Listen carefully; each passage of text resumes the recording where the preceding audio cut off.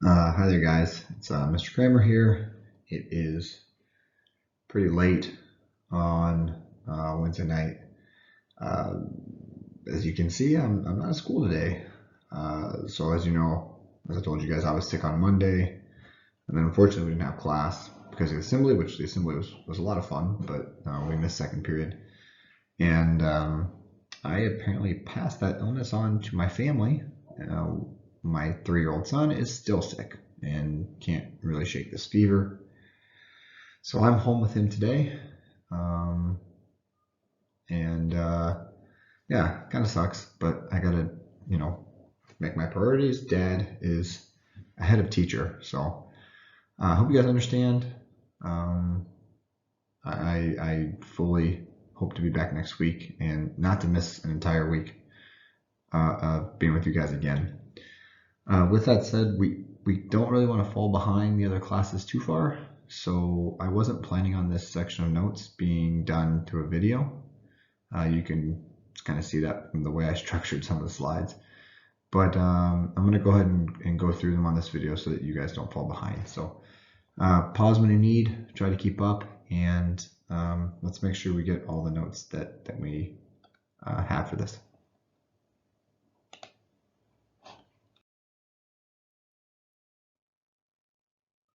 These are just the I can statements from the topic that we're covering now. So we are going to draw and label a diagram of the fluid mosaic model. We'll talk about what that means to describe the cell membrane.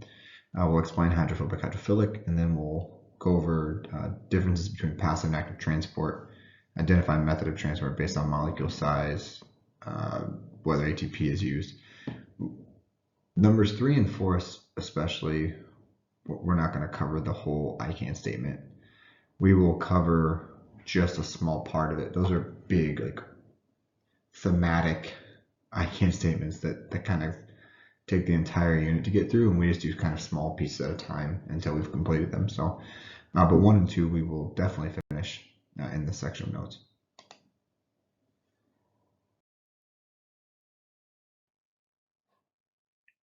And we start with the membrane structure. Listen, if we drew this in class last week, then don't worry about it now. But just to kind of go over this diagram again, which is also on the whiteboard, we really have in our cell membrane 2 types of macromolecules. We have lipids in the form of phospholipids.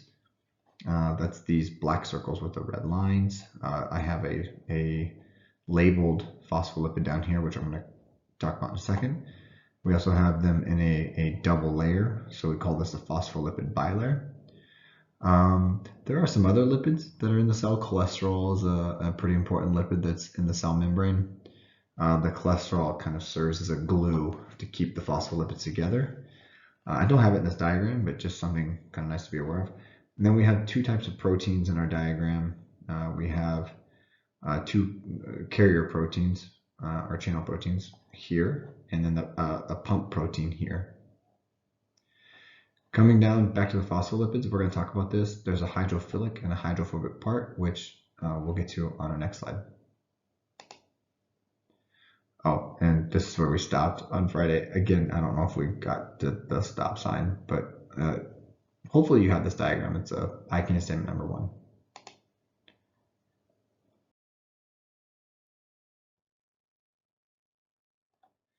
Okay, we're going to talk about the phospholipids for a while, and I always kind of like to, look at something like this big scary spider. Obviously, if you're afraid of spiders, this is a black widow. Black widows are kind of amazing. They're one of the very few poisonous spiders that live naturally in North America, but they're kind of cool because after mating, the female will consume the male. The male is kind of like this little tiny, just regular looking brown spider. That's about half the size, maybe a third of the size of the female. And the female kind of rules that species. It's just kind of an interesting thing. If you saw one of these, you might be scared. Maybe you're scared of any type of spider. And if that's the case, you have arachnophobia. And there's all different types of phobias that exist. phobias of open ocean, phobias of heights, phobias of like certain numbers, phobias of everything. But one phobia that we talk about quite a bit in this class is hydrophobia, the fear of water.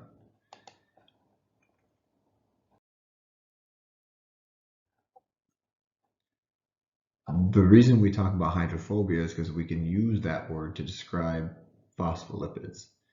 And so the opposite of hydrophobic is hydrophilic, which is a Greek word. We have hydro for water, and then philic meaning friendly. So we say that hydrophilic means it's water loving. It can be in contact or mix with water. Here we have our phospholipid. This part up here is the head. That was the red circle in our original diagram, or I'm sorry, the black circle. And then here we have our two tails. Talking about what these are made of, the head of the phospholipid is a phosphate, mostly a phosphate, and then a molecule called a choline, which we haven't talked about cholines a lot, but it's a phosphate. That's where the phospho part of phospholipid comes from. Then we have monomers of lipids. We have a glycerol to start the tails, and then we have two branches that are made of fatty acids. The hydrophilic part is the head. The head of the phospholipid can come in contact with water. And since it's like a double membrane, you have a part that can come in contact up here, a part that can come in contact down here, and then you have this separation in the middle where the tails overlap. And I'll show you some more diagrams here in a second. The tails are hydrophobic, which means they cannot come in contact with water. And a good example of something that's hydrophobic is oil. Oil has its electrons arranged in a certain way that it actually repels water molecules, which have their electrons aligned in a certain way. And when those electrons are both negative and they're kind of pointing towards each other, they repel. If you know anything about magnetism or electronics or anything, electricity, the opposites attract. Well, likes repel. And because of how the atoms are arranged and the electrons are arranged in these fatty acids, they repel water.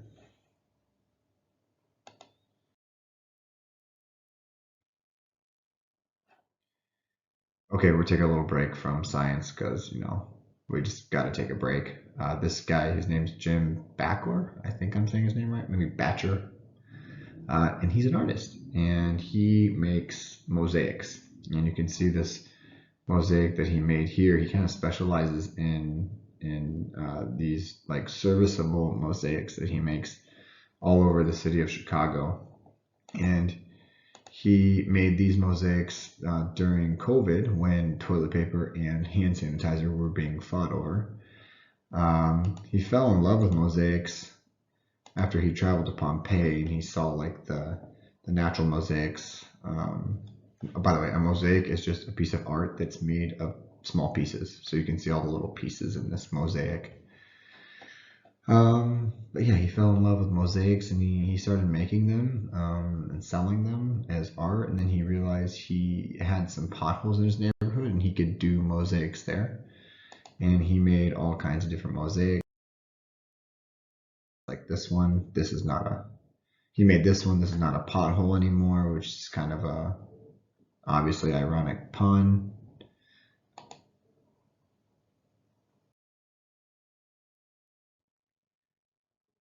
He went to New York and made the Vermin of New York series, which was he filled in 5 potholes with mosaics, a dead pigeon, a dead rat, a dead cockroach, which the camera's covering up, sorry, a bouquet of flowers, I don't know how that's vermin, but that was part of the series, and then he did Donald Trump.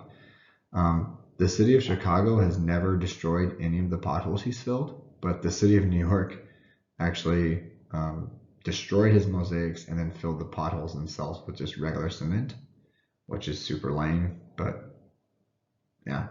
And while he did this, Trump was president, so, Trump got all butthurt about it, but yeah, kind of a cool thing.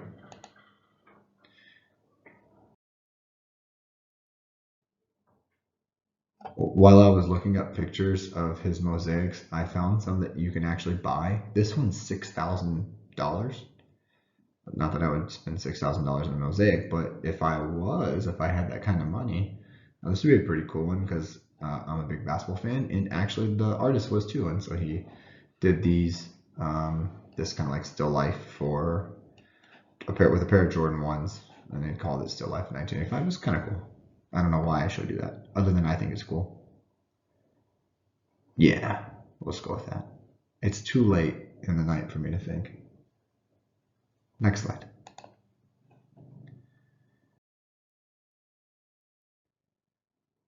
So why did I just spend a ridiculous amount of time in 4 slides talking about mosaics? Well, you can use the idea of a mosaic. Remember, a piece of art that is made of individual pieces. You can use that idea to describe the cell membrane. And if you could imagine back to one of the mosaics we looked at before, imagine that those pieces could actually move. They weren't set in place. Then we'd say it's fluid. It's a fluid mosaic model, and that's what's going on with the cell membrane. The individual molecules of the cell membrane can actually kind of move, and that provides the cell membrane's fluidity, its elasticity, its flexibility, and because of some of the proteins that are embedded in the cell membrane, it also gives it permeability. So this idea, the fluid mosaic model, is just the model or the how the fluidity of the cell membrane is described.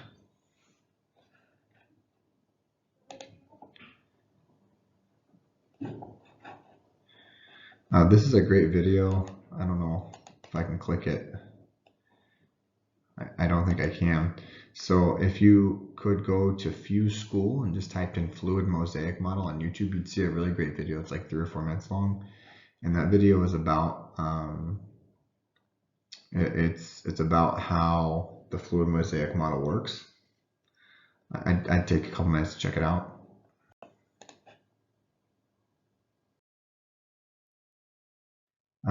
Our next important term we need to talk about is the concentration gradient. And the concentration gradient is just the difference in the concentration across the cell membrane. So we're talking about the concentration of particles. As you can see here, we have a lot of particles in this area and then very few here. If those particles are small enough and they're not water, they don't have, they're nonpolar, then they can just pass through the cell membrane phospholipid bilayer without any problems. And they'll go from high concentration to low. When that happens, we say that the particles are moving with the concentration gradient. From high to low is with. Whether they go straight through the bilayer or they go through a protein channel, if they go from high to low, it's with the concentration gradient. If the particles go from low concentrations, you see there's only 2 particles here, and they go to high where there are many, that's against the concentration gradient. That's not natural. Particles don't move from low concentration to high on their own. So you can see that it takes ATP for that to happen.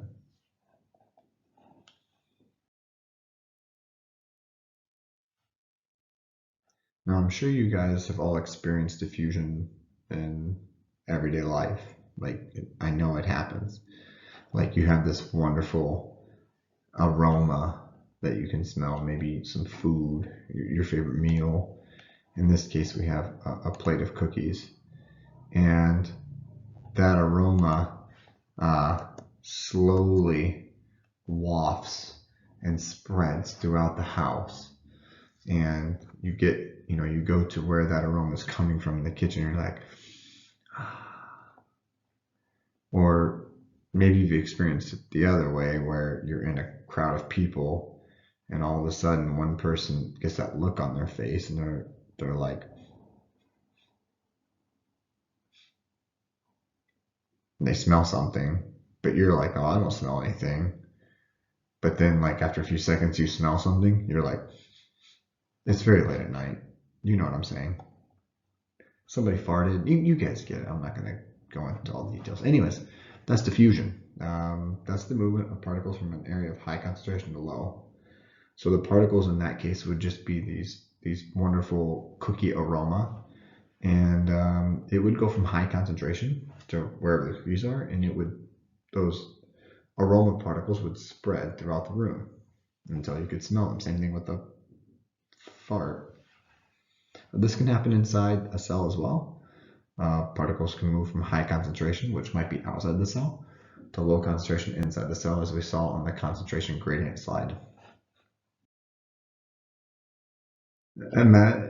Imagine if somebody sprayed air freshener or wore really strong perfume or cologne as well. It would be the same thing. The people closest to that source, whether it's cologne or air freshener, would smell it first. But then without having to move it or get airflow in the room, that air freshener smell or cologne smell would diffuse throughout the room. And then, just so I don't sound crazy, because I'm not crazy, here's a person smelling a fart and it just taking a little bit of time. I'm not crazy on this. This happens. It's real life stuff.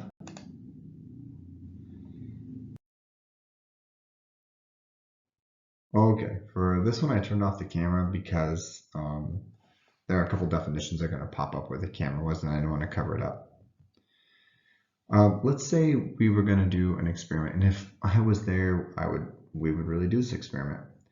And in this experiment, we're going to put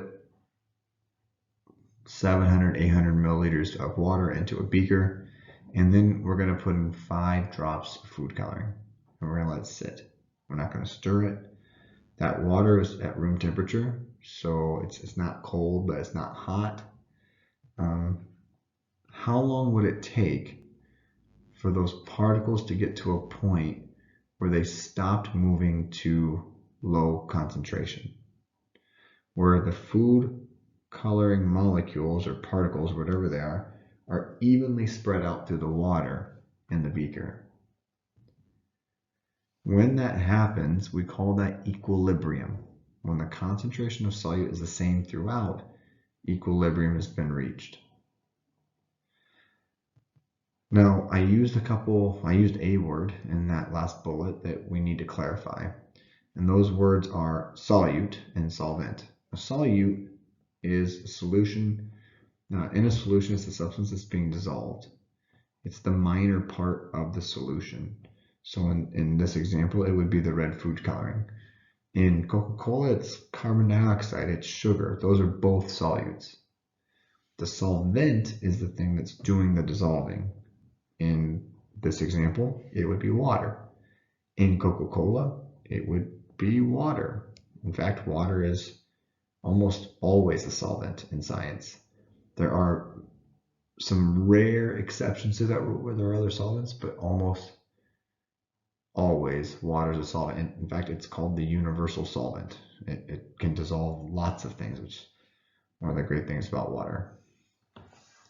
This YouTube video is a video of somebody doing this experiment, but they do it with a hot plate as well. So they do it with cold water and hot water, and it shows the difference. You could watch that video. I don't remember what to search on YouTube, but you can do it. Or you could wait till Monday and we'll do this in class. We'll actually try it out.